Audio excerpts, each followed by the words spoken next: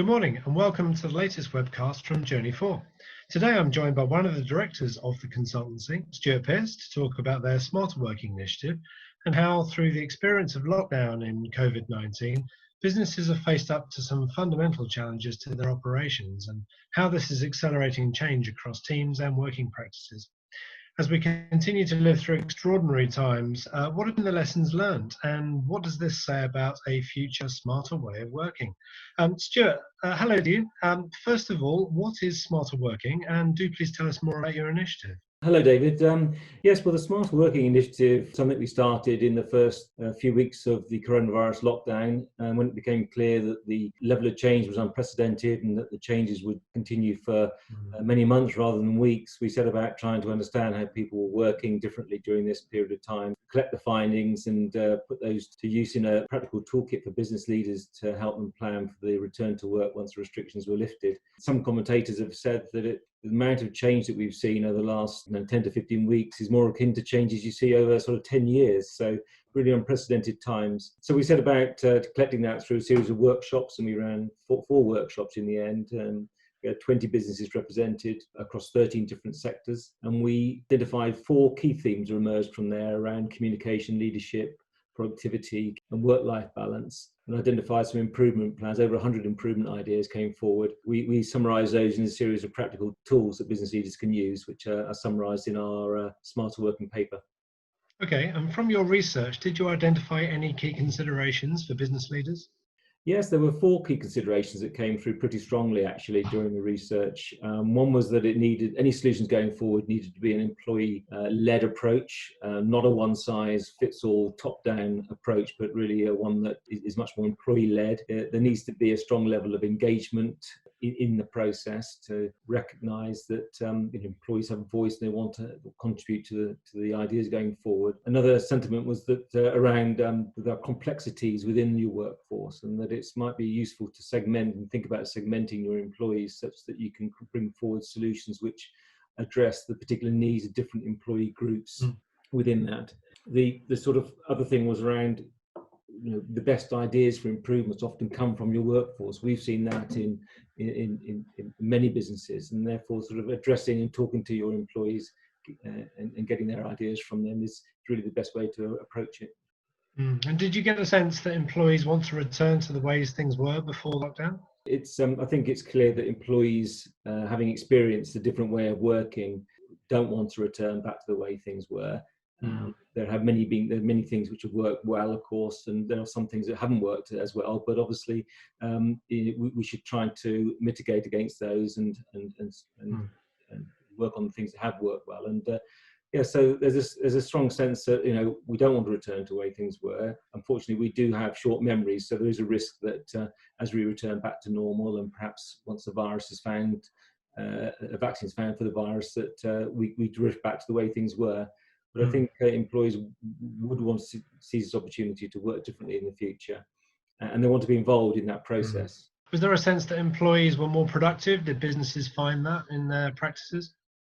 Yes, I think there's been evidence, and certainly it's clear that in some instances employees have worked very effectively and more productively at home, as much as 20% more productive in cases. This does come with some difficulties, of course. We've seen that people have felt obliged almost to work longer hours, back-to-back meetings using video conferencing facilities.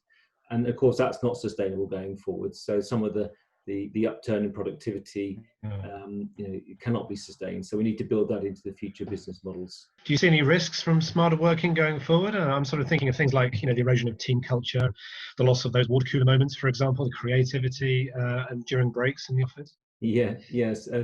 Of course, whilst there be many benefits from working remotely, it can't replicate, of course, the social interaction, the interaction that you have within an office, in a more typical office environment. Walking around the office, bumping into colleagues, as you mentioned, the water cooler moment, where you often get the pulse of the business from those sort of interactions. And so I think it's important that we don't lose those altogether. The solutions going forward, I think, need to be more nuanced, as we were saying, a hybrid model where you can build and retain some of that interaction whilst also retaining some of the benefits that people have had from working more remotely. So what new tools are available now to help businesses transition to the new ways of working? Yeah, well, this is a complex situation, David, and there are a number of tools available. And we're not just talking about whether you should work in the office or work from home, but really a set of tools which looks at the business from top to bottom and allows leaders to plan for that transition back to smarter ways of working. We've summarised that in a toolkit of 9 business tools. They contain tools such as an employee engagement survey, which allows the employees to be engaged, get their ideas brought forward. We can allow that survey to be segmented into those staff that are being furloughed during this period of time, those that continue to work as normal, those that have worked from home. So it's quite a flexible tool. Another tool that we've put together is a re-mobilisation planning tool to allow leaders to put a structured plan together that looks at everything from their vision and purpose to the risk models and their resilience and how they cope during the period of lockdown, looking at the culture that they want going forward and the levels of engagement that they want to have, and put that together into a coherent planning tool such that the plan going forward can be well communicated and followed through. So what do you think employees are looking for most of all as they transition back to the workplace? Yeah, I think there are 4 main things that have come out through the research we've undertaken. First is trust. Employees really want to feel that their leaders trust them to work effectively in different models going forward. They've demonstrated that they can during the lockdown period. So having that level of trust is really important. Engagement, as we mentioned, that they really do feel that they want to be engaged in the solutions going forward. They've got ideas about working smarter, and this really could be a tipping point in terms of engagement, employee engagement going forward. Leadership is another key thing that they've said that they'll want to see. They want to see their leaders lead.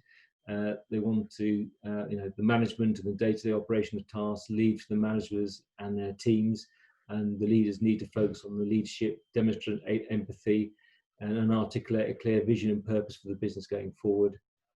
And then the final thing is around confidence. They know, employees know things are being tough and likely to remain tough for some many months ahead. But the business leaders to demonstrate that they've understood the impacts on their business, they've got a clear plan to go forward and can communicate that and give their employees confidence that there is a plan going forward and a positive future ahead for them. Yeah, well, I think what's clear from this is that there's a fundamental paradigm shift going on, isn't there? I was really struck by your comments, Stuart, that there may be an accelerated change by as much as 10 years. I mean, that's phenomenal, in just a few months. I think perhaps we're witnessing the start of a kind of new industrial revolution where the world and our place of work will never be the same again. And as business leaders, we need to kind of embrace this change and bring our teams with us, really. Yeah. And not only just to support them, but also to sustain the longer term future of those businesses through smarter working. So, for more information really on the smarter working research, for those watching the webcast now, do visit www.journey4.co.uk, click on the smarter working banner on the homepage, and look out for more. Stuart, thanks for your time today, and thank you out there for watching the webcast.